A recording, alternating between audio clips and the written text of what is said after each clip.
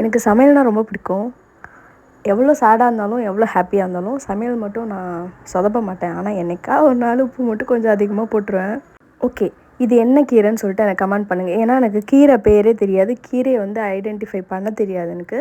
ஏதோ ஒரு கீரைன்னு வாங்கிட்டு வந்துடுவேன். மெயினா தண்டு கீரை, சிறுகீரை, புளிச்சக்கீரை, பொன்னாங்கண்ணி கீரை, கீரை பேரெல்லாம் தெரியும். ஆனா, இதுதான் அந்த கீரைன்றது எனக்கு தெரியாது.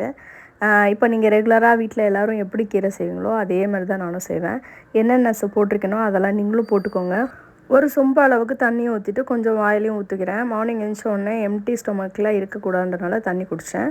அண்ட் இதுக்கு வந்து மஞ்சத்தூள், மிளகாத்தூள் மட்டும்தான் சேர்த்துருக்கேன். காரத்துக்கு வேறு எதுவுமே சேர்க்கல. இன்றைக்கி பச்சை மிளகா இல்லை, இருக்கிறத வச்சு இன்றைக்கி செய்யலாம். அண்ட் வந்து நல்லெண்ணெய் சேர்த்துருக்கேன். நல்லெண்ணெய் எனக்கு ரொம்ப பிடிக்கும் சமையலில் சேர்த்தா. ஒரு 3/4 டம்ளர் அளவுக்கு அரிசி போட்டிருக்கேன். ஏன்னா எனக்கு வந்து அரிசி சேர்த்துக்க மாட்டேன்றனால கம்மியாக தான் அரிசி போட்டிருக்கேன். சைட் பை சைடு எனக்கு வந்து காலையில் பசிக்கும்ல, கொஞ்சமாக டீ போட்டு குடிக்கலான்ட்டு.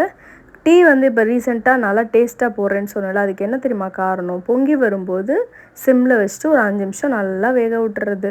இப்போலாம் ரொம்ப டேஸ்ட்டான டீ குடிக்கிறேன். அதனால உங்களுக்கு நான் ஷேர் பண்ணுறேன். அப்படி பண்ணி பாருங்கள், எப்படி இருக்குன்னு உங்களுக்கே தெரியும்.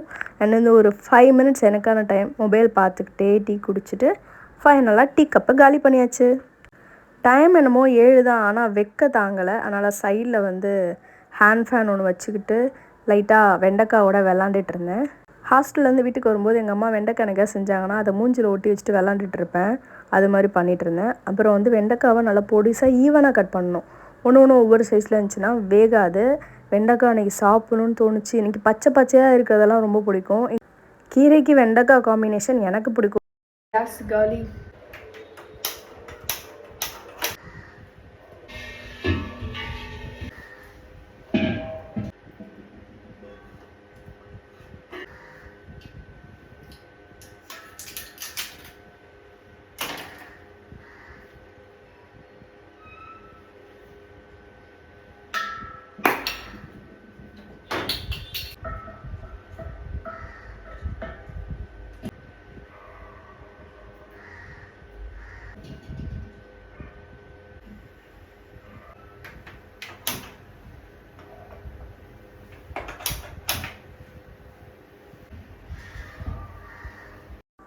உலக சாதனை தான். கேஸ் வந்து நான் பற்ற வைக்கவே மாட்டேன். எப்படியா இருந்தாலும் யாரையாவது கூப்பிட்டு பண்ண சொல்லுவேன்.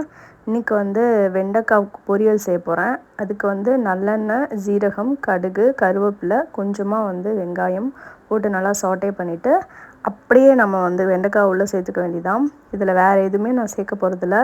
அண்ட் வந்து இன்றைக்கி ஸ்பைசஸ்லாம் கொஞ்சம் முன்னாடியே சேர்த்துடலான்ட்டு வெங்காயம் வதங்கின உடனே ஸ்பைசஸ் வந்து சேர்க்க போகிறேன். வெண்டைக்காய் வந்து நல்லா கிறிஸ்பியாக வேணும்னா கொஞ்சம் கூட ஆயில் சேர்த்துக்கிட்டோம்னா உங்களுக்கு நல்லா கிறிஸ்பியாக வரும். அண்ட் வந்து எனக்கு விழுவிழுன்னு இருந்தால் பிடிக்காது. மஞ்சள் தூள், சாம்பார் பொடி மட்டும்தான் சேர்ப்பேன். சூப்பராக இருக்கும் இந்த வெண்டைக்காய். நீங்கள் கண்டிப்பாக வீட்டில் ட்ரை பண்ணுங்கள். குழந்தைங்களும் நல்லா சாப்பிடுவாங்க. தேவையான அளவுக்கு உப்பு போட்டுட்டு அந்த வெண்டைக்காவை அப்படியே உள்ளே போடணும். அதுக்கு முன்னாடி சிம்மில் வச்சு மசாலா ஒரு நிமிஷம் வந்து நல்லா வறுபட்டதுக்கப்புறம் வெண்டைக்காய் சேருங்க. அண்ட் வந்து வெண்டைக்காய் சேர்த்துட்டு 2 பெரட்டினதுக்கப்புறம் நல்லா மூடி வச்சிட்டிங்க அப்படின்னா ஓரளவுக்கு குக் ஆகிடும். எனக்கு இந்த விழுவிழுன்னு இருந்தால் பிடிக்காதுன்னு சொல்லியிருந்தேன் இல்லையா, அதுக்கு நான் என்ன சேர்ப்பேன்னா ரெகுலராக தயிர் சேர்ப்பேன்.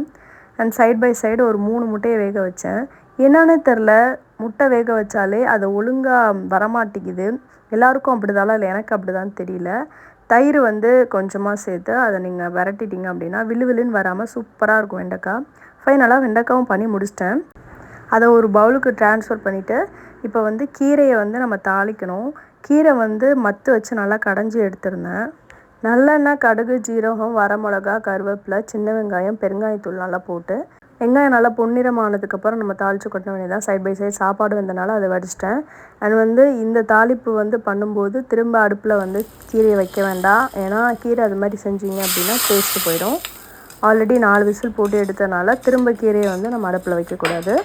ஃபைனலாக வந்து எல்லாமே ரெடி ஆயிடுச்சு. பாருங்கள் எவ்வளோ கலர்ஃபுல்லாக க்ரீனிஷாக சூப்பராக இருக்குது. இன்றைக்கி ஒரு நல்ல பொடி தான். அண்ட் சைட் பை சைட் ப்ளூடூத்தில் சாங் கேட்டுகிட்டே வந்து முட்டையை தாளிக்கிறதுக்கு நல்லெண்ணெய், மஞ்சத்தூள், மிளகாத்தூள், மட்டன் மசாலா, அந்த வந்து கருவேப்பிலை போட்டு உப்பு தேவையான அளவுக்கு போட்டு இந்த உடஞ்சி போன முட்டையை நல்லா சாட்டே பண்ணிக்கிறேன்.